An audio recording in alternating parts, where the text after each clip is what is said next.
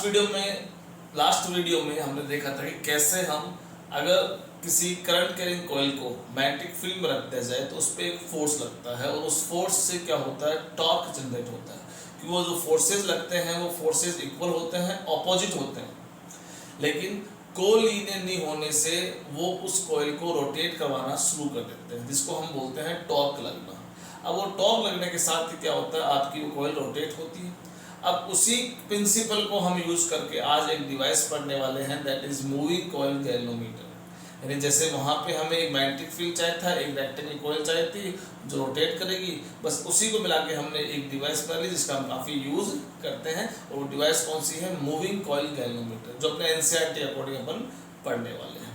नमस्कार, मेरे फिजिक्स के सारे उस्ताद, नाम शेखर, काम फिजिक्स को ईजी बनाना। चलिए शुरू करते हैं कैसे हम इस मूविंग कॉइल गैल्वेनोमीटर को स्टडी करते हैं। देखिए सबसे पहले तो इसमें एक तरह का हॉर्सशू मैग्नेट यूज किया गया है।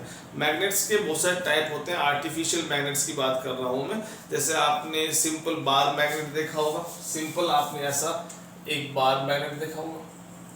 कार्टून्स के अंदर आपने ऐसे यू शेप का मैग्नेट देखा होगा। वैसे एक हॉर्सशू मैग्नेट भी होता है। हॉर्सशू मतलब आप देखते हैं जो अपने घोड़े होते हैं उनके पाँव में ऐसा खुर बोलते हैं पाँव को, और कुछ इस तरह से वो लगाते हैं। ये आयरन का या मेटल का पीस होता है, उसका बना होता है, टक टक टक टक आवाज इससे ही आती है। तो ये हॉर्सशू मैग्नेट होता है, इसमें नॉर्थ और साउथ पोल, ठीक है। तो इसके जो ये दोनों एंड्स हैं, जो नॉर्थ पोल साउथ पोल के एंड्स हैं, वो कुछ इस तरह से कॉनकेव शेप के हमें मिलते हैं। ये इस तरह से शेप इनकी होती है, इनका हम यूज करते हैं। यानी एक तरह से इस वाले पार्ट को आप अलग कर लीजिए, इस तरह के पार्ट। तो मैं इसको यहाँ ड्रॉ करता हूँ, ठीक है। कुछ इस तरह से मैंने इसको ड्रॉ कर दिया।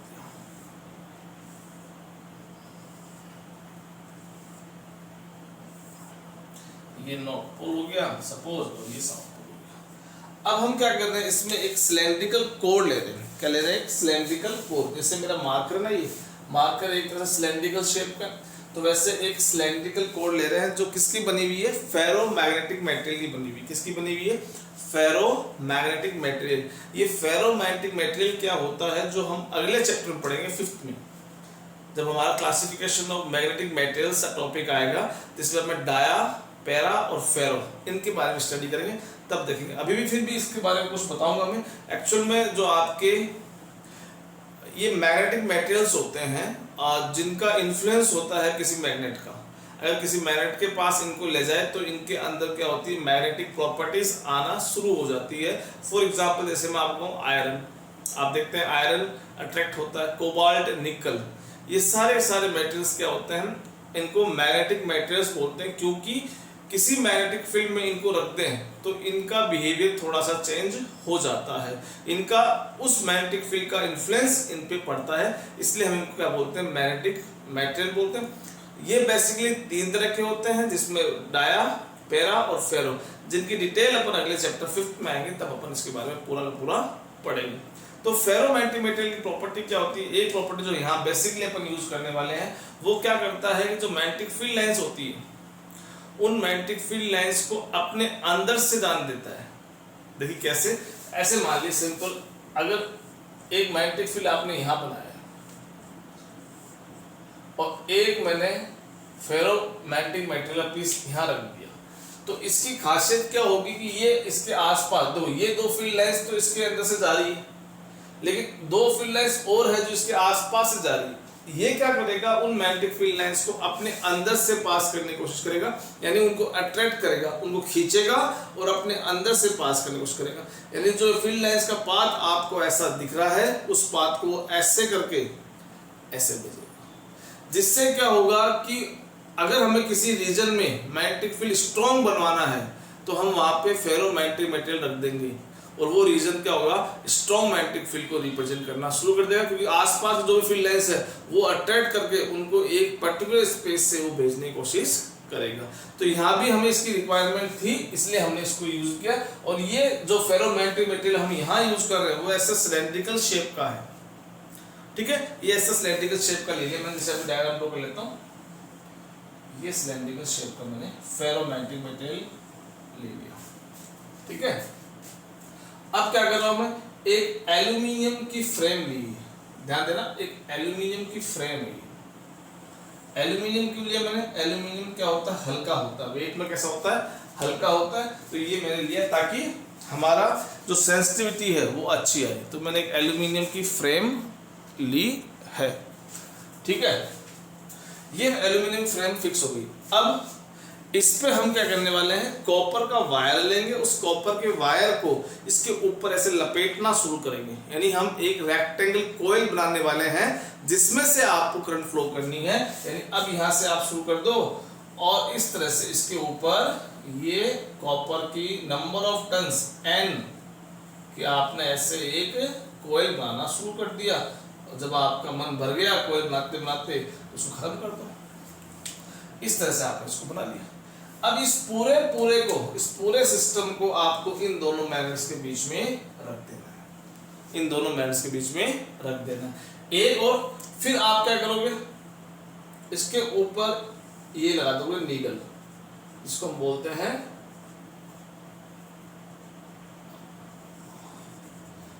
नीडल एंड डबल ये होता है शायद, चलो पॉइंटर लिख दे इसको, इंग्लिश दोबारा रखी बिना पहले, पॉइंटर। ये एक पॉइंटर हो गया है जो हमें डिफ्लेक्शन शो करता है, कितनी डिफ्लेक्शन प्रोड्यूस हुआ है, 1 डिवीजन, 2 डिवीजन, 3 डिवीजन, 4 डिवीजन, वो यहाँ पे ये शो कर देगा। ठीक है, ये अटैच कर दिया। लास्ट में हम क्या करते हैं, इस तरफ नीचे की तरफ हम एक स्प्रिंग और लगाते हैं, एक स्प्रिंग लगाते हैं। क्यों लगाते हैं इसका भी आंसर आपको देंगे। तो अब आपको ये दिख गया है पूरा स्ट्रक्चर। ठीक है, अब इसको मैं वहां रखने वाला हूँ। अब देखो, आपको भी मैंने बताया था कि होर्सशू मैग्नेट कैसा होगा, ऐसे ये होर्सशू मैग्नेट होगा जो ऐसे स्टार्ट होगा और घूम के पीछे से आएगा। अभी मैं डायग्राम तो गया था। तो आपको ये जो शेप दिख रही है ऐसे, ये कॉनकेव जो शेप दिख रही है वो कहां से दिख रही है, जब आप टॉप से देखते हैं, या बॉटम से देखो या टॉप से देखो, आपको ऐसी एक शेप दिखेगी जो मैंने डायग्राम में पहले ड्रॉ कर दी। यानी ये जो शेप आप देख रहे हो वो या तो बॉटम से दिख रही है या आपको टॉप से दिख रही है। अब अगर मैं इसके अंदर ये सिलेंड्रिकल कोर रखता हूँ, ये सिलेंड्रिकल कोर रखता हूँ, देखो यहीं आप इमेजिन करो कि आपका ये आपका वो होर्सशू मैग्नेट हो गए। ठीक है, ये होर्सशू मैग्नेट हो गए और इनके बीच में मैंने ये कोयल रख दी, यानी इनके दोनों के बीच में मैंने ये आपका सॉफ्ट आयरन कोर रख दी। सॉफ्ट आयरन कोर जो फेरोमैग्नेटिक मटेरियल की बनी हुई ये रख दी। इस पे आपका ये एल्यूमिनियम की फ्रेम लगा दी और इस पे ये मैंने कॉपर के वायर लपेट दी। तो आप ऊपर से देखोगे तो क्या दिखेगा आपको, ऐसी एक कॉनकेव शेप ये दिखेगी, एक ऐसी कॉनकेव शेप ये दिखेगी, और ऊपर से इस सिलेंडर का ये सर्कल दिखेगा जिसके ऊपर से कौन जा रहे हैं, वो वायर जो लपेटे ना आपने वायर, वो जा रहे हैं। और अगर इसी को मैं नीचे से देखता हूं तो आपको ये वाली शेप दिखेगी, ये वाली शेप दिखेगी, और नीचे क्या लगाया है आपने, स्प्रिंग लगाई थी, नीचे क्या लगाई थी आपने, स्प्रिंग लगाई थी, वो स्प्रिंग नीचे की तरफ आपको दिखेगी। ठीक है, तो जो एनसीईआरटी का डायग्राम हम ड्रॉ करने वाले हैं उसमें आप एक तरह से बॉटम व्यू उसने दिखाया है। क्या दिखाया है, बॉटम व्यू दिखाया है। तो मैं इसका बॉटम व्यू ड्रॉ करूंगा तो मुझे ये शेप दिखेगी सिलेंड्रिकल, ठीक है, और वायर जाते दिखेंगे। जैसे मान लो ये वायरिंग आपकी कॉइल है, उस कॉइल पे वायरिंग ऐसे जा रही है, समझ आएगी नहीं है, दोबारा देखो भाई, आपने ये लपेटा है इस पे, ये आपने लपेटा तो ऊपर से ऐसे एक वायर, 2 वायर, 3 वायर, 4 वायर, तो ये ऊपर से सर्कल के ऊपर से तो ये लाइन जा रही है ना वायर्स की, वो दिख रहे हैं। तो ये वायर मैंने ऐसे यहाँ दिखा दी। मैं ये बॉटम का दिखा रहा हूँ, दोबारा देखना, मैं बॉटम का भी आपको व्यू दिखा रहा हूँ। तो आपको ये कॉनकेव शेप दोनों तो दिखेगी, ऊपर से देखो तो दिखेगी, नीचे से देखो तो दिखेगी। सिलेंडर का ये सर्कल नीचे से दिखेगा, ऊपर से दिखेगा, नीचे से भी सिलेंडर का शेप दिखेगा यानी सर्कल, और ऊपर से भी सर्कल दिखने वाला है। ठीक है, बस फर्क क्या है, ऊपर हमारा पॉइंटर लगा हुआ है और नीचे हमारी एक स्प्रिंग लगी हुई है। क्या यूज है उसको बताऊंगा मैं।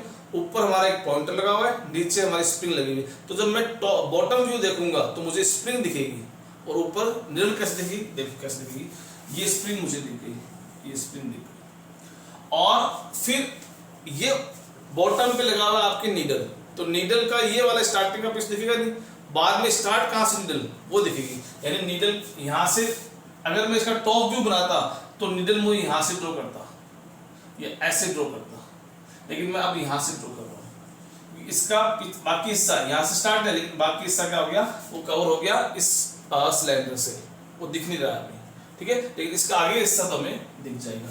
ये आपका वो पॉइंटर हो गया, और ये वो स्केल होगी जिसके ऊपर वो अपना डिफ्लेक्शन शो करेगा।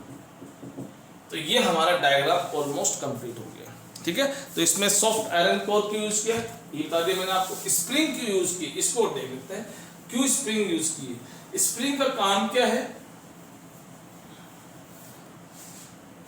आप बाइक चला रहे हैं, आपने बाइक चलाई, बाइक दौड़ाई, आपकी स्पीड बढ़ी, आपकी स्पीड मान लो यहाँ से आते आते 120 किलोमीटर पर आवर स्पीड हो गई, ठीक है। तो आपने क्या किया, आपके अंदर जो बाइक थी, उस बाइक के अंदर जो मैकेनिज्म था, उस मैकेनिज्म के फोर्स से ही क्या हुआ कि जैसे आपकी स्पीड बढ़ती गई, वो निडल बढ़ती गई, स्पीड बढ़ती गई, निडल मूव करती गई, और लास्ट में 120 तक अगर आप गए तो 120 पे आ गई। अब सपोज आपने सडनली ब्रेक लगा दी, तो आपकी स्पीड प्रैक्टिकली कहाँ होगी, 0 होगी। लेकिन अगर वो 120 पे रुका रह जाए, कि एक फोर्स तो वो ऊपर गई थी, अब उसको वापस तो लाना है 0 पे। अगर वापस लाने के लिए अपन को दूसरा फोर्स नहीं लगाएंगे तो वापस 0 पे नहीं आएगी, और फिर खड़ी बाइक आपकी 120 किलोमीटर पर आवर की स्पीड दिखाएगी, जो कि प्रैक्टिकली क्या है, इनकरेक्ट है। तो वहां भी हम क्या करते हैं, एक स्प्रिंग लगाते हैं नीचे, और उस स्प्रिंग में क्या होता है, टॉर्शन प्रोड्यूस होता है उल्टा।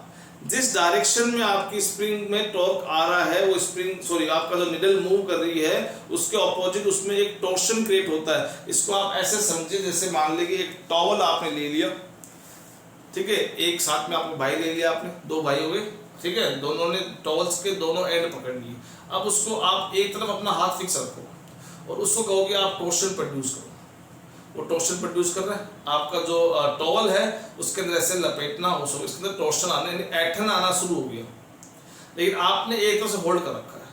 अब जैसे वो छोड़ेगा, छोड़ते क्या होगा, अब वापस वो रिलीज होगा, वापस वो घूम के अपने नेचुरल शेप में आने की कोशिश करेगा। तो यहाँ हम ये कर रहे हैं, हमारा जो स्प्रिंग हम यूज कर रहे हैं वो एक तरह से वहां पर टॉवल है, जो स्प्रिंग हम यूज कर रहे हैं वो एक तरह से टॉवल है।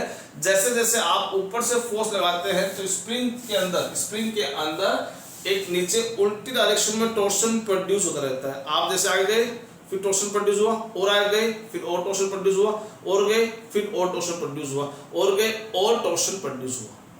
अब जब आप अगर करंट फ्लो हो रही है और आप रुक गए तो कोई दिक्कत नहीं, तब तो बोलेंगे इसको हम इक्विलिब्रियम स्टेट आ गई है। लेकिन जैसे आपने करंट ऑफ कर दी, ऑफ करते क्या हो गया, करंट बंद हो गई, गैलोमीटर कोई काम नहीं है, अब इसका टॉर्क खत्म हो गया। अब ये स्प्रिंग अपना काम करेगी, अब ये स्प्रिंग करेगी, वापस खुलेगी, उसका टॉर्शन रिमूव करेगी, जैसे वो टॉवल रिमूव कर रहा था, टॉर्शन वापस रिमूव करेगी, तो क्या होगा, ये वापस इसको 0 पे लाके ही रोकने वाली है, ठीक है। तो ये यहाँ पे स्प्रिंग का काम होता है, ये टॉर्शन प्रोड्यूस करता है, और डेरिवेशन भी इसका टॉर्शन में काम में लेंगे, ठीक है। ये हो गया। अब ये जो मैग्नेटिक फील्ड है, इस तरह से आपने जो ये हॉर्सशू मैग्नेट क्यों लिया है, इसका रीजन है हमें यहाँ रेडियल मैग्नेटिक फील्ड बनाना है। कैसा बनाना, हमें रेडियल मैग्नेटिक फील्ड प्रोड्यूस करने के लिए हमने क्या किया है, ये हॉर्सशू मैग्नेट लिया है। अगर ये नॉर्मल ऐसे मैग्नेट होते हैं, सपोज ये सिंपल इस तरह से होते, तो स्ट्रेट लाइन की फॉर्म में ये magnetic field line magnetic field produce करते हैं। लेकिन अब क्या हो जाएगा, अब आप समझ रहे हो कि अगर मैग्नेटिक फील्ड लाइंस पहले ऐसे थी, अगर मैं इसको कॉनकेव शेप कर दूं तो मैग्नेटिक फील्ड लाइंस कुछ इस तरह से डाइवर्ट होगी, इधर से इस तरह से डाइवर्ट होगी, यानी अब ये फील्ड लाइंस है वो कुछ इस तरह से आपको दिखेगी।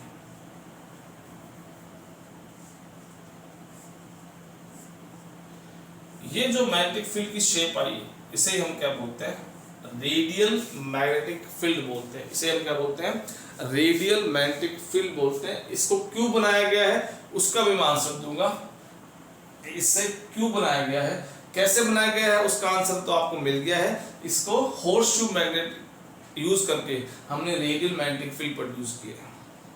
और अब ये रेडियल मैग्नेटिक फील्ड हमारे लिए क्या करेगा, क्यों बनाया है, उसका भी आंसर दूंगा। तो अब शुरू करते हैं, इसके अंदर कैसे स्टार्ट करते हैं। तो देखो यहाँ पे 2 टॉर्क है। पिछले वीडियो में हमने देखा कि किसी रेक्टेंगल कॉइल के अंदर कोई रेक्टेंगल कॉइल है जिसके नंबर ऑफ टर्न्स n है। एक रेक्टेंगल कॉइल आपने ली है जिसके नंबर ऑफ टर्न्स n है, जिसके अंदर करंट आई फ्लो हो रही है, उसकी जो कॉइल आपने ली है वो कॉइल के पास एरिया है ए, और उसको एक बी मैग्नेटिक फील्ड में रखा है, तो उस पर लगने वाला टॉर्क क्या होगा, NIAB sin थीटा। ये फॉर्मूला आपने पीछे वीडियो में आप देखोगे तो हमने डिराइव करके आए थे, ये हमें मिल जाता है।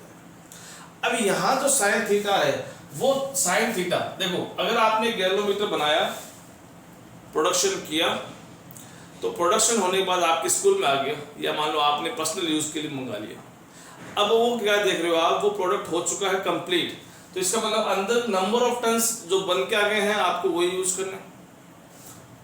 आई करंट वो आप वेरी कर सकते हैं, ए इसका एरिया वो फिक्स हो चुका है, क्योंकि उसके अंदर जो एल्यूमिनियम की फ्रेम बनी थी रेक्टेंगल शेप की, वो फिक्स एरिया बन चुकी, अंदर मैग्नेट्स जो यूज किए हैं वो भी फिक्स है, वो भी चेंज हो सकते हैं।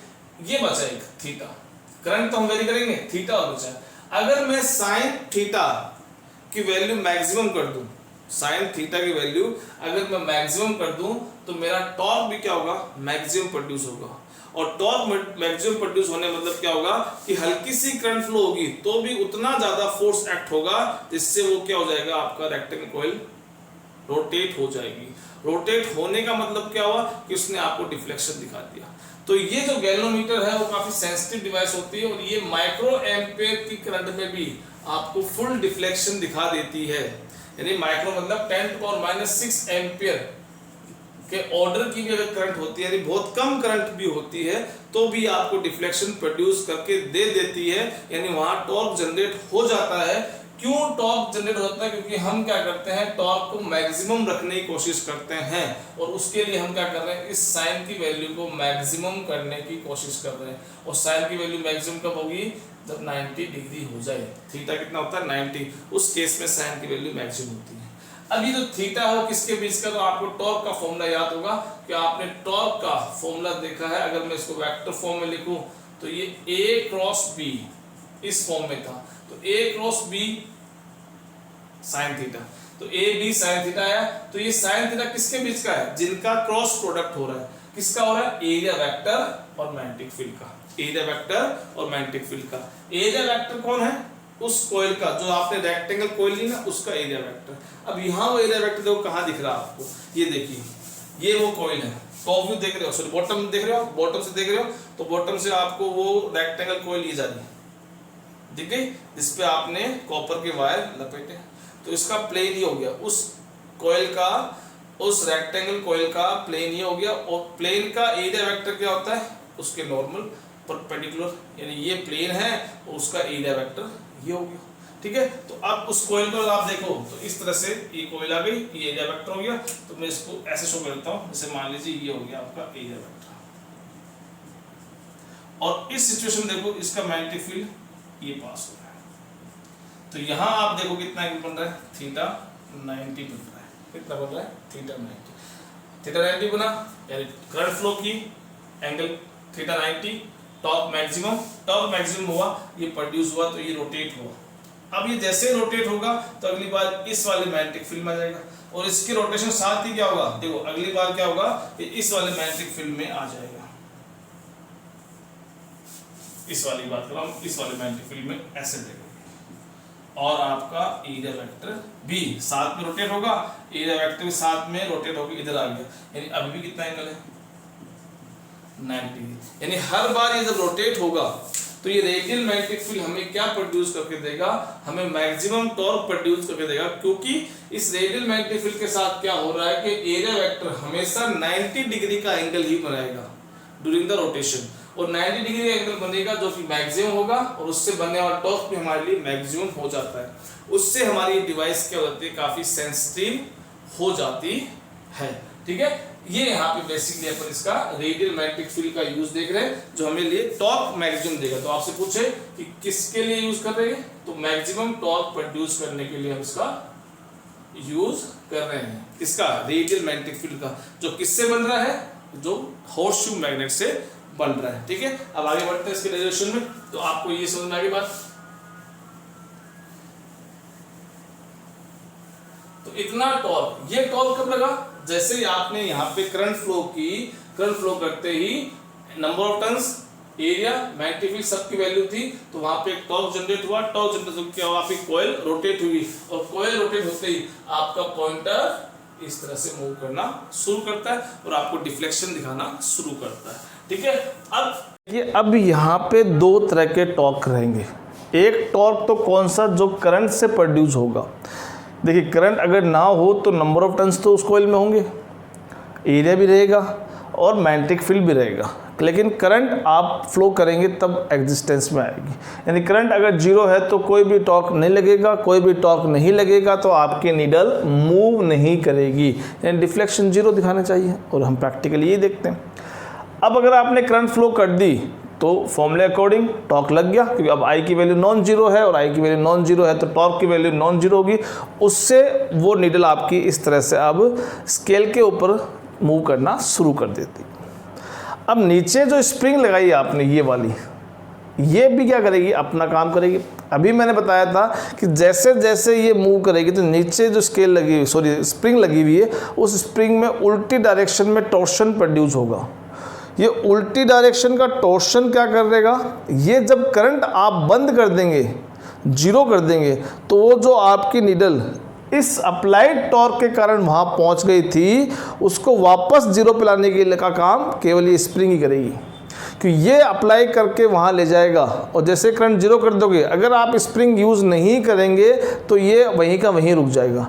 प्रैक्टिकली करंट जीरो है, गैल्वेनोमीटर डिफ्लेक्शन दिखा रहा है, यानी एक बड़ी एरर वहाँ पे आ रही है। उस एरर को हमें नहीं दिखाना है तो हम क्या करते हैं, स्प्रिंग यूज़ करते हैं। और उस स्प्रिंग में क्या होगा, अगर हल्का सा डिफ्लेक्शन प्रोड्यूस होगा तो हल्का सा टॉर्शन आएगा, ज़्यादा डिफ्लेक्शन प्रोड्यूस होगा ज़्यादा टॉर्शन आएगा, और ज़्यादा डिफ्लेक्शन प्रोड्यूस होगा और ज़्यादा टॉर्शन आएगा। तो वैसे वो टॉर्शन इंक्रीज होता जाएगा, यानी जो टॉर्शन है उसके अंदर, यानी टॉर्क, इसे हम बोलते हैं रिस्टोरिंग टॉर्क। टॉर्शन बोलें या रिस्टोरिंग टॉर्क बोलें, क्योंकि ये जो टॉर्क एक्ट करेगा, क्योंकि ये स्केल भी एक तरह से एंगुलर मोशन कर रही है, इसके लिए इस पे एंगुलर फोर्स लग रहा है, और एंगुलर फोर्स का दूसरा नाम क्या होता है, टॉर्क होता है। और इसका काम क्या होता है, उस नीडल को रिस्टोर करना, यानी वापस वहीं लेके आना जहाँ से वो स्टार्ट हुई है, इसलिए इसका नाम बोलते हैं रिस्टोरिंग टॉर्क। और ये डिपेंड कर रहा है किस पे, फाई। फाई क्या है, डिफ्लेक्शन। फाई क्या है, डिफ्लेक्शन। फाई क्या है, डिफ्लेक्शन।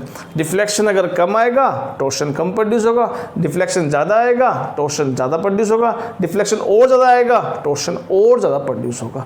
तो ये इस पर डिपेंड कर रहा है। और फिर इक्वल साइन लाने के लिए प्रोपोर्शनल आएगा तो एक क्या है, के आएगा। के क्या है यहाँ पे, उस स्प्रिंग का स्प्रिंग कांस्टेंट, उस स्प्रिंग का स्प्रिंग कांस्टेंट होता है। ठीक है, तो अब ये पोजीशन बन गई हमारी। अब जब तक देखो, जब तक वो नीडल अगर मूव करती जा रही है, मूव करती जा रही है, इसका मतलब क्या हो रहा है, your applied torque is greater than your restoring torque. और जब वो वापस आ रहा है in this situation, your restoring torque is greater than applied torque. ये तो वैसे ही जीरो हो चुका है। लेकिन अगर वो मूव करके यहाँ रुक गया है, मान लीजिए आपको एक फिक्स डिफ्लेक्शन वो दिखा रहा है, उस सिचुएशन में हम क्या बोलेंगे, इक्विलिब्रियम पोजीशन बोलेंगे। तो एट इक्विलिब्रियम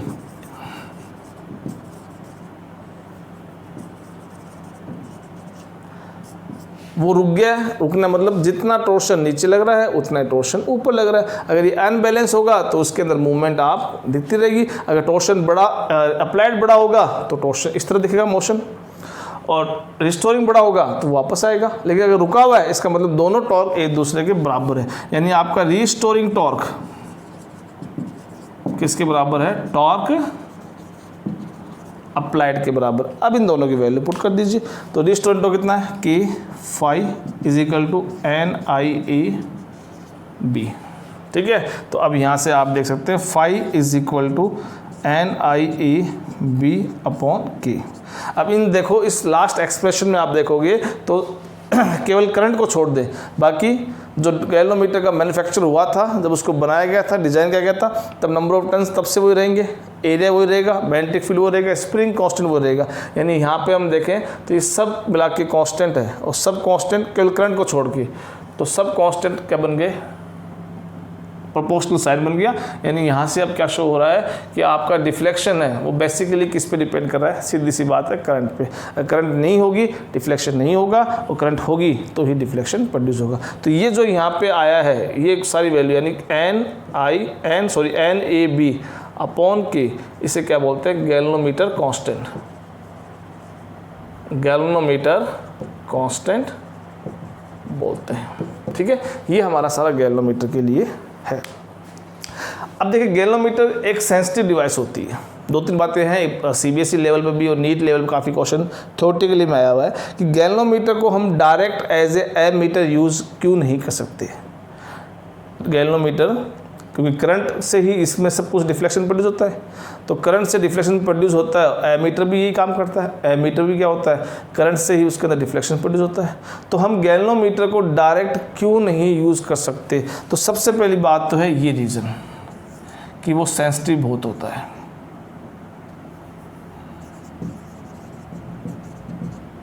सेंसिटिव बहुत ज़्यादा होता है। क्यों होता है उसका रीज़न बताया था मैंने आपको, क्योंकि माइक्रो एम्पियर की करंट भी अगर आप फ्लो कर दो तो उसके अंदर फुल डिफ्लेक्शन प्रोड्यूस होता है। ये बातें लिख लेना आप, फुल डिफ्लेक्शन प्रोड्यूस हो जाता है, यानी बहुत कम करंट में ही वो अपने लास्ट वैल्यू तक पहुंच जाता है, स्केल उसकी लास्ट वैल्यू तक पहुंच जाती है, यानी फुल डिफ्लेक्शन उसके अंदर प्रोड्यूस हो जाता है। तो ये बहुत ज़्यादा सेंसिटिव होगा। तो अगर हम एमीटर की जगह यूज़ करते हैं तो कई बार हमें 1 एम्पियर करंट 0.5 एम्पियर करंट भी मेजर करते हैं, तो एमीटर पे तो कोई फ़र्क नहीं पड़ने वाला, लेकिन ये उस केस में डैमेज हो सकता है। दूसरी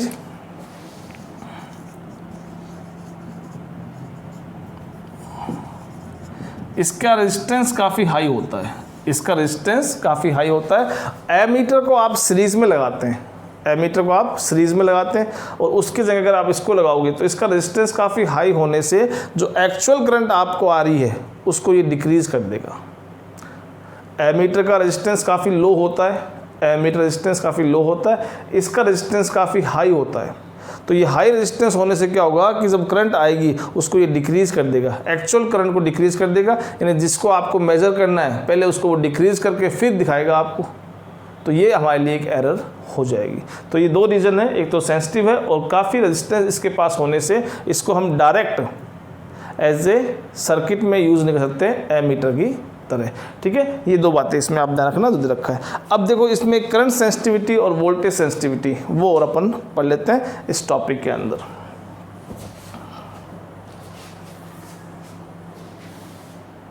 देखिए गैल्वेनोमीटर को आगे हम पढ़ेंगे नेक्स्ट वीडियो में, जिसमें हम गैल्वेनोमीटर को कन्वर्ट करेंगे एमीटर और वोल्टमीटर, यानी गैल्वेनोमीटर को एज ए एमीटर भी अपन यूज़ कर सकते हैं और गैल्वेनोमीटर को एज ए वोल्ट मीटर भी हम यूज़ कर सकते हैं कुछ प्रोसेस फॉलो करने के बाद, वो हम अगले वीडियो में पढ़ेंगे। ठीक है, तो अब उसके मान लो हमने कन्वर्ट कर लिया है, प्रोसेस हम अगले वीडियो में देखेंगे। कन्वर्ट कर लिया है, कन्वर्ट करने के बाद में हम उसकी सेंसिटिविटी देखना चाहते हैं कि कितनी उसकी करंट सेंसिटिविटी है अगर उसको हमने एमीटर में कन्वर्ट किया, और कितनी उसकी वोल्टेज सेंसिटिविटी है जब उसको हमने वोल्ट मीटर में कन्वर्ट किया है। ठीक है, तो पहले बात करते हैं करंट सेंसिटिविटी। इसको डिफाइन हम कैसे करेंगे, करंट सेंसिटिविटी सिंबल यूज कर लेते हैं IS। इसको हम डिफाइन करते हैं, current sensitivity is defined as the deflection produce per unit current. कितने करंट पे, पर यूनिट करंट पे कितना डिफ्लेक्शन प्रोड्यूस हुआ है उसको हम रिप्रेजेंट करते हैं ऐसे। जैसे मान लीजिए कि मेरे पास ये 2 अलग अलग ले लीजिए, ये गैल्वेनोमीटर एक ये है जिसको मैंने एमीटर में कन्वर्ट कर लिया है और इसको भी मैंने एमीटर कन्वर्ट कर लिया। ठीक है, अब दोनों में मान लो कि मैंने 1 एम्पियर 1 माइक्रो ले लीजिए, 1 माइक्रो एम्पियर और 1 माइक्रो एम्पियर करंट फ्लो की।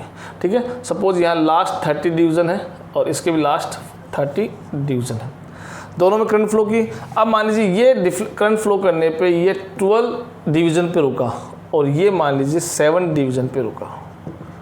अब आप बता दीजिए इस डायग्राम के हिसाब से ज़्यादा सेंसिटिव कौन सा है, तो सीधी सी बात है फर्स्ट वाला ज़्यादा सेंसिटिव है, क्योंकि उसी करंट पे इसमें डिफ्लेक्शन ज़्यादा प्रोड्यूस हो रहा है। तो ज़्यादा डिफ्लेक्शन प्रोड्यूस जो करेगा उसका मतलब वो ज़्यादा सेंसिटिव है, यानी इसके अंदर चेंज बहुत ज़्यादा प्रोड्यूस हुआ, उसी सेम करंट में उसके अंदर चेंज इतना प्रोड्यूस नहीं हुआ है, 7 डिवीज़न का चेंज प्रोड्यूस हुआ है। ठीक है, तो डिफ्लेक्शन ज़्यादा होगा, डिफ्लेक्शन ज़्यादा होगा उसी करंट पे, तो उसका मतलब उसकी सेंसिटिविटी अच्छी है, वो ज़्यादा सेंसिटिव गैल्वेनोमीटर है जिसको आपने एमीटर में कन्वर्ट किया है। ठीक है, तो अब यहाँ से अभी देखिए फॉर्मूला आपने देखा था phi =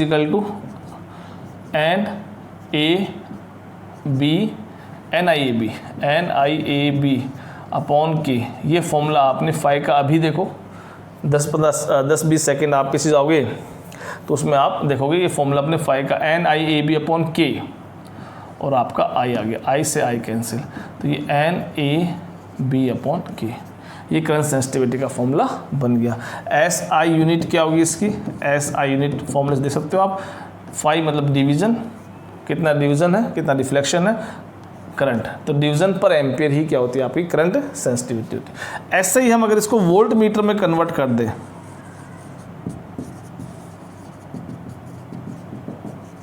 वोल्ट मीटर में कन्वर्ट कर दें तो हम क्या देखेंगे, उसका डिफ्लेक्शन देखेंगे।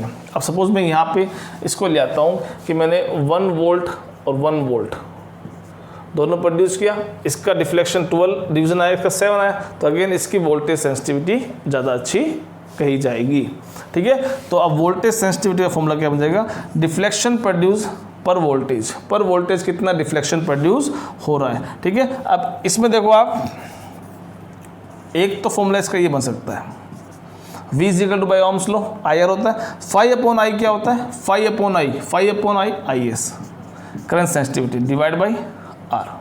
ठीक है, तो एक तो ये बन सकता है, और इसको अगर अपन और पूरी वैल्यू पुट करें, फाई की value that is NIAB upon IR, आई से आई कैंसिल, तो ये के और रह गया, शायद के भी है क्या उसके अंदर, के भी है, तो ये के भी रह जाएगा, तो ये NAB अपॉन KR, ये वोल्टेज सेंसिटिविटी हो जाती है। अब ये क्वेश्चन एक CBSE में आया हुआ है कि अगर हम उस गैल्वेनोमीटर का, उसी गैल्वेनोमीटर को जिसको हम एक बार मान लो एमीटर में कन्वर्ट करते हैं, उसी गैल्वेनोमीटर को मान लो एक बार हम वोल्ट मीटर में कन्वर्ट करते हैं। अब आपसे क्वेश्चन ये पूछा जाता है कि अगर मान लो आपने करंट सेंसिटिविटी इंक्रीज करने की कोशिश की, कैसे इंक्रीज करोगे, आपको पता है, आपका पता फॉर्मूला ये रहा NAB अपॉन के, यानी अगर आपने मान लो उस स्प्रिंग को, इस गैल्वेनोमीटर को खोल के उसके नंबर ऑफ टर्न्स डबल कर दिए, तो आप क्या देखोगे, नंबर ऑफ डबल्स करने से ये डायरेक्टली प्रोपोर्शनल है सेंसिटिविटी के, नंबर ऑफ करंट्स डबल करेंगे, नंबर ऑफ टर्न्स डबल करेंगे तो आपकी सेंसिटिविटी ऑटोमेटिकली डबल हो जाएगी।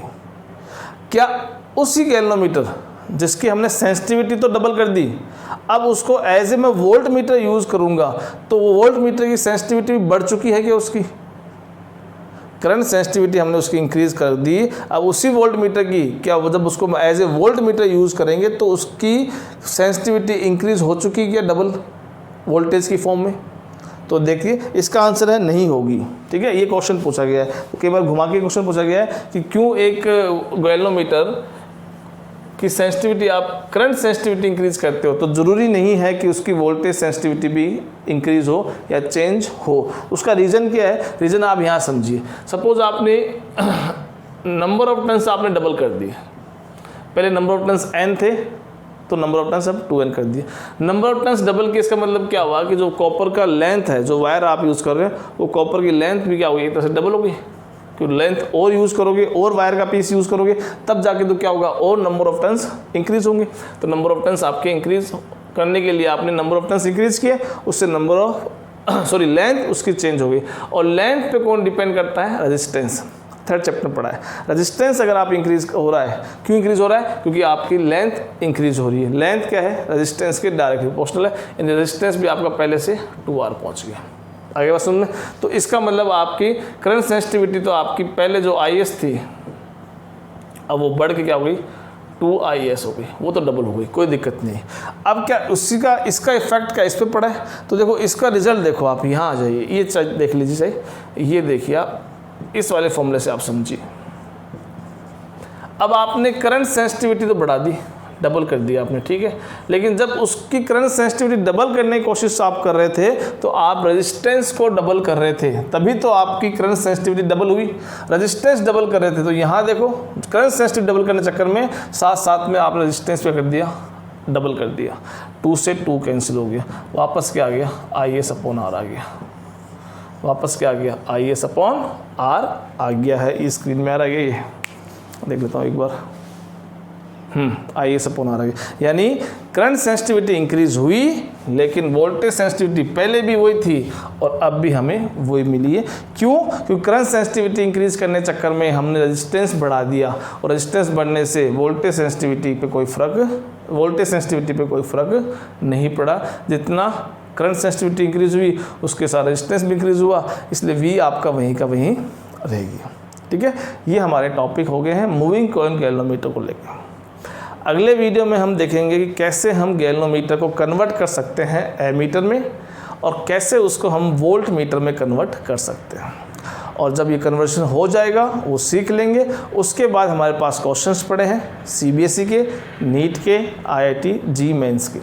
उन क्वेश्चंस की प्रैक्टिस करेंगे, बहुत क्वेश्चन इस पाए हुए हैं, उन क्वेश्चंस की प्रैक्टिस करेंगे और देखेंगे कि हमारा कॉन्सेप्ट क्लियर हुआ कि नहीं हुआ। ठीक है, तो मिलते हैं अगले वीडियो में। Till then bye, thank you so much.